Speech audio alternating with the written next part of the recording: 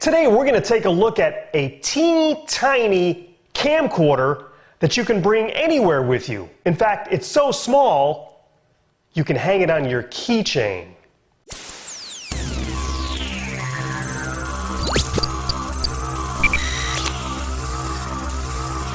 I had to see one of these mini keychain spy DVRs for myself. I mean, how good could the quality be? Well, I was surprised. At first glance, it looks just like a normal car remote, and it's about the same size. On one side is a USB port, a little reset button, and then a slot for a micro SD card, which the instructions say will support up to 8 gig, which is plenty for most applications. In the front is a tiny hole for the microphone and the larger one where the lens is. To power it up, the bottom button is pressed and held down till the light lights.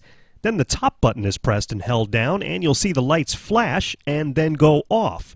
It's now recording in covert mode. Pressing the top button one more time stops recording and saves it. And since this also takes stills, pressing the top button one more time will take a JPEG picture. And pressing and holding the bottom button again will power the unit off. Now, I did have some issues with reading the SD card while it was in the camera, so I suggest getting a micro SD card reader, and you'll have better luck at pulling the videos off. And speaking of video, this is what it looks like. Now, it's 720 by 480, standard def, 30 frames per second. The audio is pretty good, too. It takes a little getting used to and where to actually point this to get what you want in the frame, but it's supposed to be covert, so you'll get close to what you're trying to shoot. A text file added to the root of the micro SD card controls the date and time display.